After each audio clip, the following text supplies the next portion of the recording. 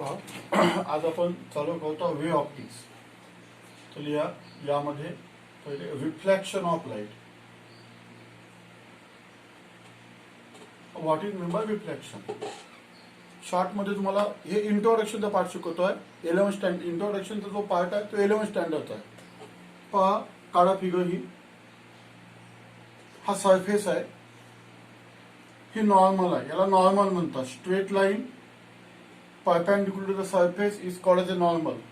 आणि हा इन्सिडेंट वे म्हणतात त्याला. समजा आपण हा PQ is incident ray. Incident वे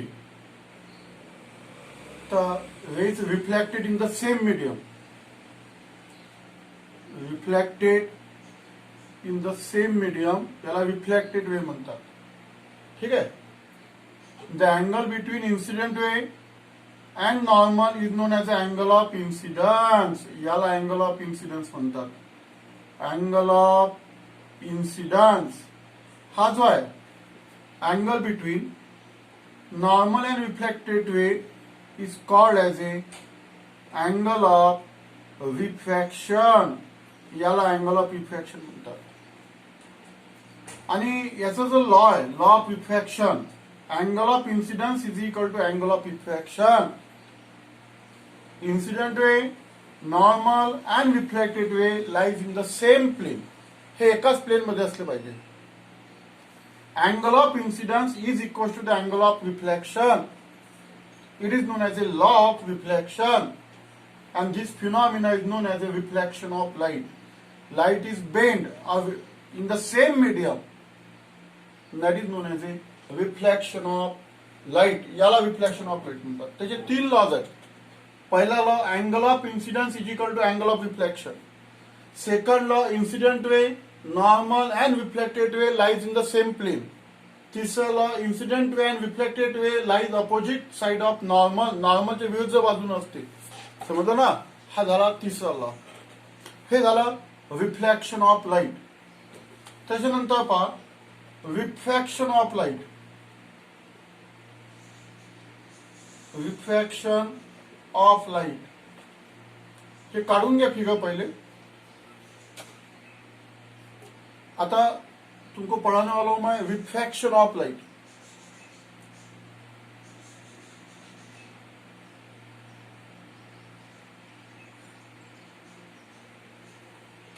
आता ये एक मीडियम है, plane surface XY separating two media. Separating two media. ये नॉर्मल है, इसको नॉर्मल बोलते हैं. नॉर्मल. ठीक है. हा इंसिडेंट वे. समझो PQ is incident ray. Incident ray इसको अपन फर्स्ट मीडियम बोलेंगे, इसको सेकंड मीडियम बोलेंगे. ये अगर एयर व्हॅक्यूम आहे तो इसको वेअर मीडियम बोलेंगे. एयर मीडियमला किंवा व्हॅक्यूम मीडियमला वेअर मीडियम म्हणतात. आणि ही जी डेन्सर मीडियम आहे. ग्लास, वॉटर ही डेन्सर मीडियम आहे. लाईट एका मीडियम मधून जर दुसऱ्या मीडियम मध्ये जात असेल, इट चेंजेस इट डायरेक्शन. त्याची डायरेक्शन चेंज होते. या फिनॉमिनाला म्हणतात refraction of light. If light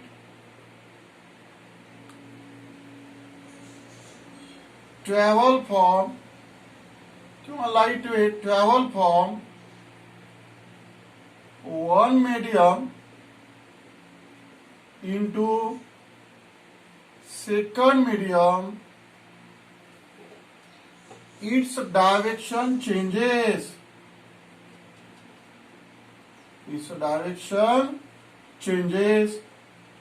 Phenomena is called as refraction of light. याला रिफ्रॅक्शन ऑफ लाईट म्हणतात. जर लाईट एका मीडियम मधून जर दुसऱ्या मीडियम मध्ये जात असेल तर त्याचा पाथ किंवा त्याचं डायरेक्शन जर चेंज होत असेल तर त्याला म्हणतात refraction of light.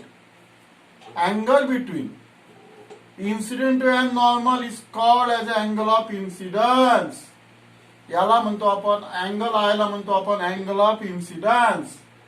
Angle I म्हणजे अँगल ऑफ इन्सिडन्स. हा जो आहे angle between normal and refracted way.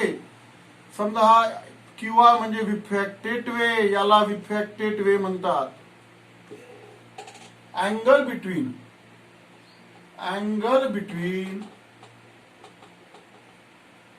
normal and refracted way is called as a angle of refraction. Is called as a angle of refraction म्हणतात त्याला. तर पहा हा phenomena झाला रिफ्रॅक्शन ऑफ लाईट. याला दोन मीडियमची गरज असते, मीडियम फर्स्ट, मीडियम सेकंड.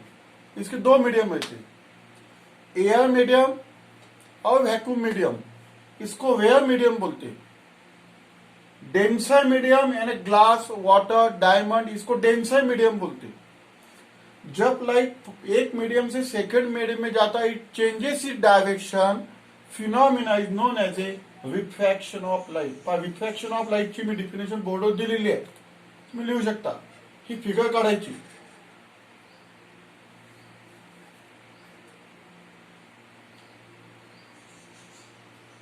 पहा नंतर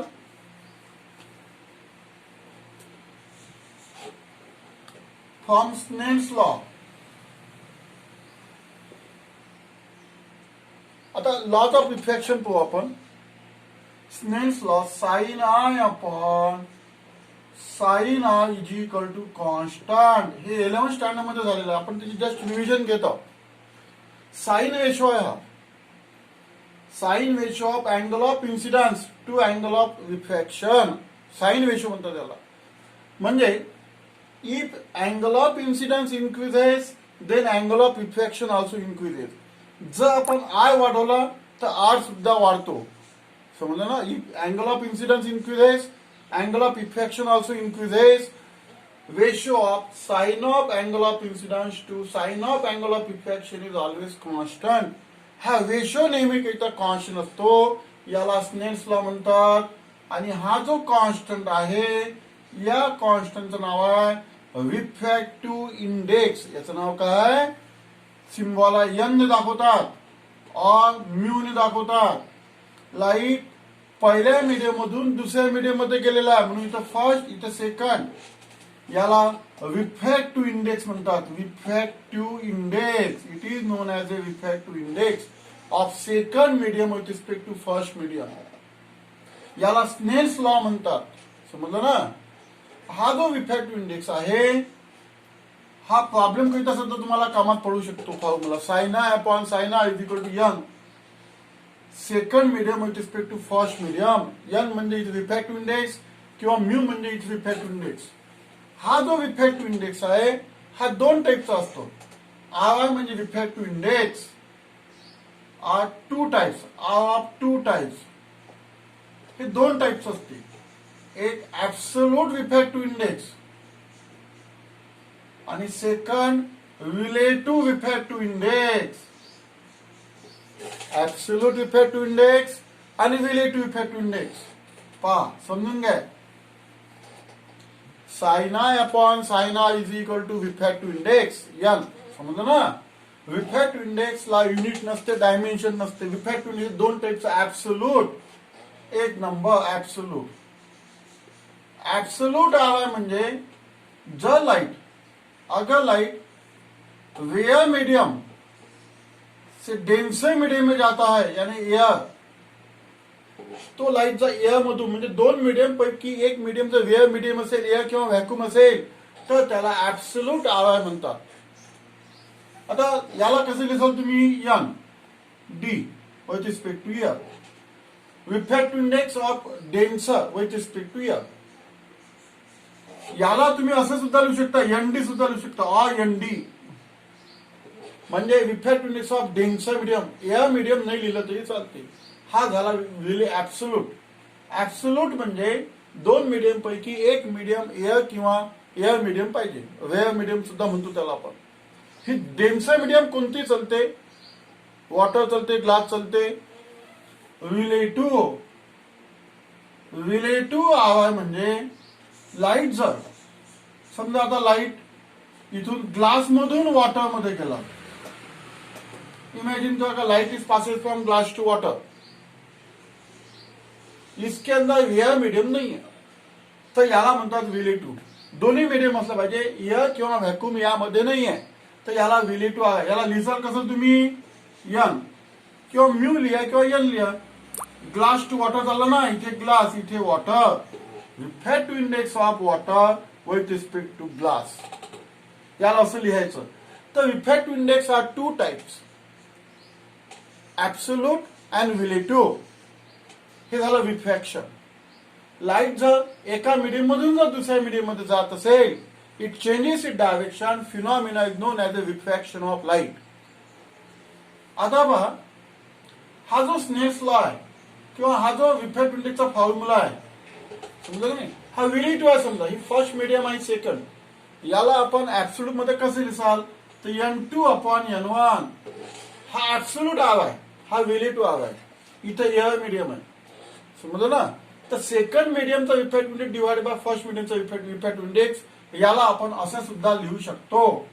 म्हणजे स्नेल्स लॉ जो आहे आपला, sine I upon sine I is equal to, याच्याऐवजी आपण N2 with respect to first medium N2 upon N1 cross mutation करा. N1 sine I is equal to N2 sine I, असं सुद्धा आपण लिहू शकतो. तर पहा, ही झाली आपली, हे झालं स्टार्टिंगचं इंट्रोडक्शन. समजलं, हे काय झालं स्टार्टिंगचं आपलं इंट्रोडक्शन ऑफ दिस चॅप्टर. म्हणजे रिफ्लेक्शन कशाला म्हणतात, रिफ्रॅक्शन कशाला म्हणतात, जे 11th स्टँडर्ड मध्ये आहे, थोडीशी शॉर्ट मध्ये माहिती दिलेली आहे. ठीक आहे. चला आता आपण पहिलं आर्टिकल चालू करू. यामधलं जे पहिलं आर्टिकल आहे, कार्पुस्कुलर थेरी, तुमचं डिलिटेड झालेलं आहे. समजलं. आता वेव्ह नेचर लिहा. वेव्ह नेचर यामध्ये Huygens wave theory of light हा पार्ट येणार आहे तुम्हाला. वेव्ह नेचर मध्ये Huygens wave theory of light, wave nature. ठीक आहे. मी तुम्हाला पेज नंबर 159 वरच शिकवतो. कार्पुस्कुलर थेरी डिलीट झालेला आहे. पहा आता याने काय म्हटलेलं, हुजन्स या सायंटिस्टने काय केलं, लाईटची एक आयडिया मांडलेली आहे. हा सोर्स ऑफ लाईट आहे. सोर्स ज्यापासून आपल्याला लाईट मिळतो त्याला सोर्स ऑफ लाईट म्हणतात. Electric lamp, candle, sun is a source of light. Electric lamp is a source of light, candle is a source of light. तर light is propagated in the form of wave. तुम्हाला wave शिकवलं ना, superposition of wave, progressive wave, transverse wave, ती आहे ही wave आहे. Light हा वेव्हच्या form मध्ये निघतो. सोर्स पासून लाईट हा वेव्हच्या फॉर्म मध्ये निघतो. हे यांनी मांडलेला लाईट. पहिला point, light is propagated, light is propagated in the form of waves. हा त्याने पहिला पॉइंट म्हणला. सेकंड पॉइंट, हे डायग्राम नका काढू, हे समजून घेण्यात येतं. आता हे जे लाईट आहे, light is propagated in the form of waves असं म्हटलेलं आहे त्यांनी. वेव्ह, लाईटला त्याने वेव्ह कन्सिडर केलेली आहे. आपण शिकलेला वेव्हचा concept. Wave are two types, mechanical wave, electromagnetic wave. तुम्हाला माहित असेल इलेक्ट्रोमॅग्नेटिक वेव्ह मध्ये आपण म्हटलेलं आहे की ज्याला मीडियमची गरज नसते त्याला आपण म्हटलेलं आहे इलेक्ट्रोमॅग्नेटिक वेव्ह म्हणजे लाईट वेव्ह असं आहे ते. Light is propagated in the form of wave. पहा आता लाईट म्हटलं की डिफरंट कलर आले. याने असं म्हटलेलं different colours of light, different colours of light are due to different wavelength of wave, different wavelength of wave. आता वेवलेंथ तुम्हाला माहिती आहे, तुम्ही आपण याच्यामध्ये शिकलेला सुपरपोजिशन ऑफ टू वेव, इसको वेवलेंथ बोलते. Distance between two successive crest is known as a wavelength. ही लॅम्बडा म्हणजे वेवलेंथ. म्हणजे आता समजा ही जी वेव आहे याची वेवलेंथ कमी आहे, याची वेवलेंथ जास्त आहे.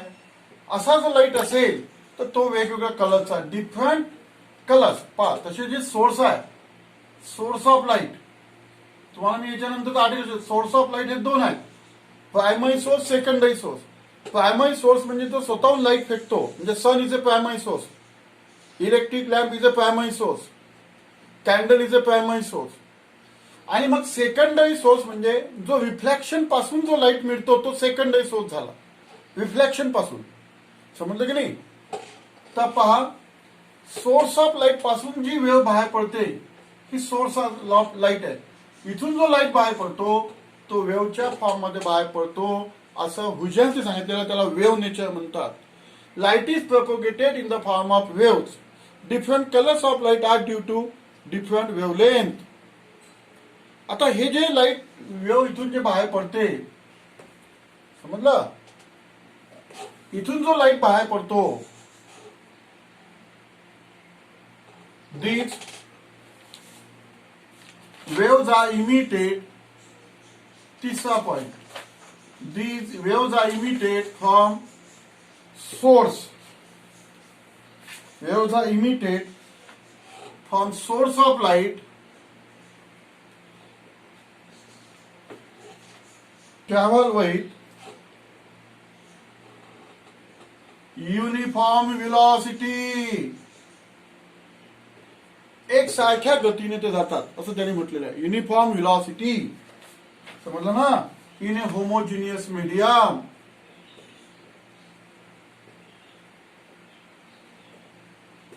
इन होमोजिनियस, सेम होमोजिनियस का मीडियम है, सेम मीडियम. ठीक है. उसके बाद में अब पहा, आता आपण वेव्हच्या चॅप्टर मध्ये शिकलेलो मेकॅनिकल वेव्ह. ज्या वेव्हला प्रोपोगेशन होण्याकरिता मीडियमची गरज असते त्याला मेकॅनिकल वेव म्हणतात. मीडियम देखो, जैसे मैकेनिकल वेव को मीडियम लगती और इलेक्ट्रोमैग्नेटिक वेव को मीडियम नहीं लगती. तो ये जो हुजेन्स है इसमें क्या बोला है कि ये सोर्स है, यहां से लाइट जो बाहर निकाला वो वेव के फॉर्म में निकाला, that in all possible direction ऐसे वेव्स है. अब उसके लिए मीडियम लगेंगे, तो इसने एक हाइपोथेटिकल मीडियम कंसिडर किया. समझ में आया ना? हायपोथेटिकल मीडियम म्हणजे काल्पनिक मीडियम, इमॅजिनरी मीडियम त्याने कन्सिडर केली आणि त्या इमॅजिनरी मीडियम पासून ती वेव्ह जाते असं त्याने म्हटलेलं आहे. त्याला इथर मीडियम म्हणतात. इथर, तुम्हाला काय, आता इथर मीडियम पहिले लिहून घेऊ पॉइंट. आपण पॉइंट लिहून घ्या. हुजेन्स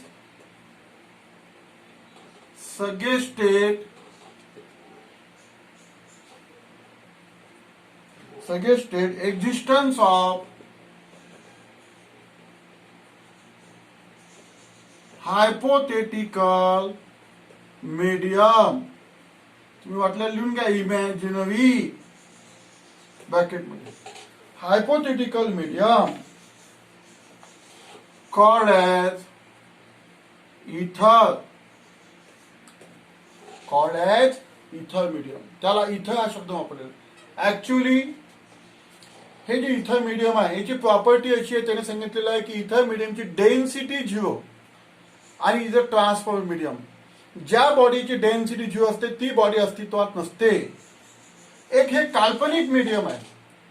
तुम्हाला तसं आम्हाला ही मीडियम दाखवा, it is present everywhere.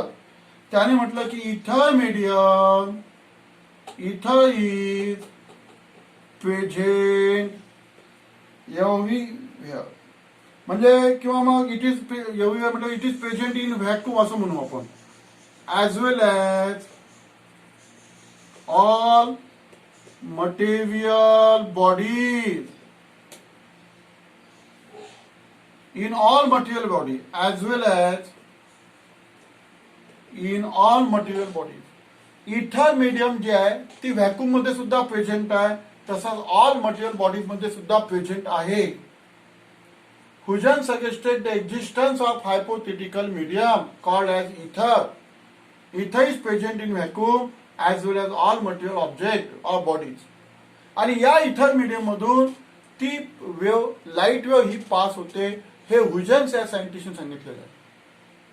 He हुजेनची wave नेचरची theory आहे. याला वेव्ह नेचरची थिअरी म्हणतात, जे आपण शिकत आहोत.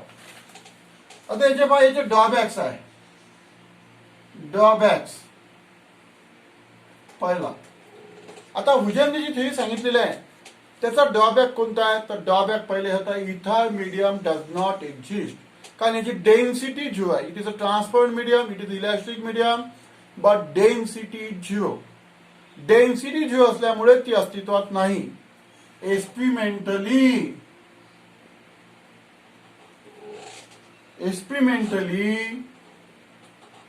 ether does not exist. तो तुम्ही इथर मीडियम म्हणा. इथर मीडियम डज नॉट एक्झिस्ट. इथर मीडियम हे अस्तित्वात नाही, कारण एक काल्पनिक मीडियम आहे ती. हा पहिला ड्रॉबॅक आहे. समजलं? सेकंड, यामध्ये फिनॉमिना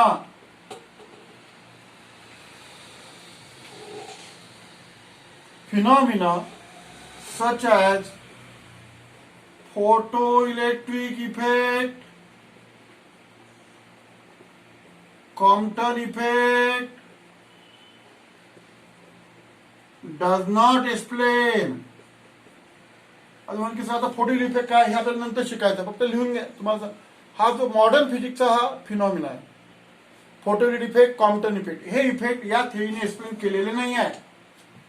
तसंच rectilinear propagation of light,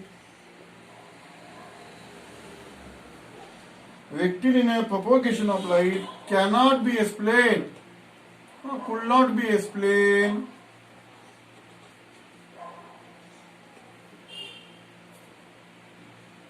could not be explained by this theory.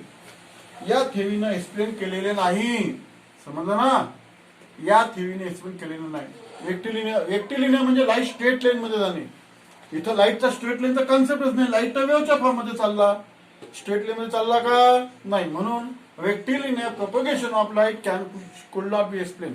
ते तीन त्याचे ड्रॉबॅक्स आहेत. पण ही थेअरी का वापरतात? फिजिक्स वाली थेअरी का वापरतात? त्याचं कारण असं आहे, मी वीस पहिला. त्याचं कारण असं आहे की या थेअरीने प्रॅक्टिकली हे सिद्ध करून दाखवलेलं आहे. आता पहा, तुम्हाला सांगितलेलं आहे रिफ्रॅक्शन ऑफ लाईट. वरची वेअर मीडियम, एअर व्हॅक्यूम मीडियमला वेअर, खालची डेन्सर मीडियम, ग्लास अँड वॉटरला आपण डेन्सर मीडियम म्हणतो. लाइट, अगर लाइट एयर से डेंसर में जाता है, changes it direction, phenomena is known as refraction of light.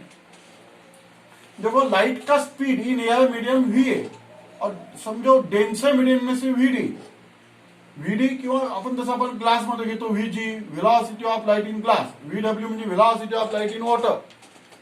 तर या थ्योरीने असं प्रूव्ह करून दाखवलेलं आहे, velocity of light in air medium is greater than the velocity of light in the denser medium. आणि करेक्ट आहे ते, हे सिद्ध करून दाखवलेलं आहे. या युनिव्हर्स मध्ये लाईटच्या स्पीड पेक्षा कोणाचा स्पीड जास्त नाही. जेव्हा लाईट एअर मधून ग्लास मध्ये किंवा वॉटर मध्ये जातो, स्पीड कमी होतो. तर एक्सपेरिमेंटली हे प्रूव्ह करून दाखवलेलं आहे की velocity of light in air medium is always greater than the velocity of light in a denser medium. समजलं ना? According to this theory,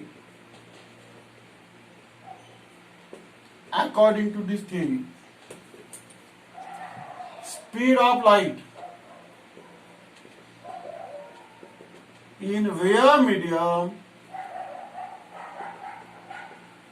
is greater than speed of light in denser medium.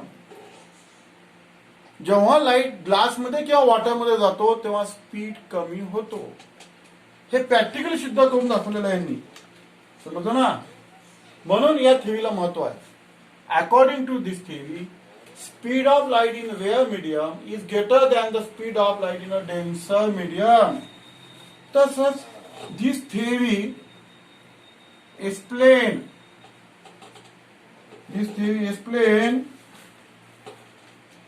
reflection of light, interference, diffraction. हे phenomena explain केलेले आहे. आता interference आणि diffraction हे आपल्याला आपण शिकू नंतर, या चॅप्टर मध्ये शिकायचं आपल्याला. तर इथे मी तुम्हाला त्याचं समजून सांगणार नाही, हे डिटेलमध्ये आपल्याला नंतर शिकायचं. इथे फक्त एवढंच लिहायचं, दिस ते explain reflection, refraction, interference and diffraction of light. समजलं ना? तर तसंच पोलरायझेशन सुद्धा याने एक्सप्लेन केलेलं आहे. Polarisation of light, polarisation of light, double refraction किंवा सायमल्टेनियस रिफ्रॅक्शन, रिफ्रॅक्शन सुद्धा एक्सप्लेन केलेलं आहे.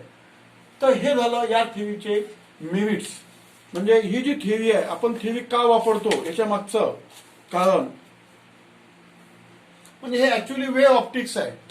या वेव्ह ऑप्टिक्स मध्ये इंटरफरन्स, डिफ्रॅक्शन, पोलरायझेशन हे फिनॉमिना एक्सप्लेन केलेले आहे थिअरीने, हुजन्स वेव्ह थिअरी ऑफ लाईट. तर हे जे मी तुम्हाला शिकवलेलं आहे, पहिले बेसिक कन्सेप्ट शिकवलेला आहे. रिफ्लेक्शन कशाला म्हणतात, रिफ्लेक्शन म्हणजे इंट्रोडक्शनचा पार्ट आहे. आणि वेव्ह नेचरचं मी एक आर्टिकल शिकवलेलं आहे तुम्हाला, वेव्ह नेचर, की light is propagated in the form of waves. Light ह्या वेव्हच्या फॉर्म मध्ये जातो असं त्याने सांगितलेलं आहे, हुजन्स या सायंटिस्टने. सोर्स ऑफ लाईट, सोर्सेस असे दोन टाईपचे, प्रायमरी सोर्स, सेकंडरी सोर्स. जो स्वतःहून लाईट देतो त्याला प्रायमरी सोर्स म्हणतात, आणि जो रिफ्लेक्ट होऊन लाईट मिळतो तो सेकंडरी सोर्स आहे. याच्यानंतर होईल ते आर्टिकल तुम्हाला. तर त्याचे पॉइंट सांगितले की या थिअरीचं महत्व कोणतं आहे, या थिअरीने काय केलेलं आहे. हुजन्स अँड सायंटिस्ट एक हायपोथेटिकल मीडियम कन्सिडर केलेली आहे, त्याला लुमिनिफेरस इथर मीडियम म्हणतात. दॅट इथर medium does not actually exist, हे त्याचा ड्रॉबॅक्स आहे. तर ही झाली हुजन्स थिअरी, म्हणजे पहिला आर्टिकल झालेला आपला वेव्ह नेचर.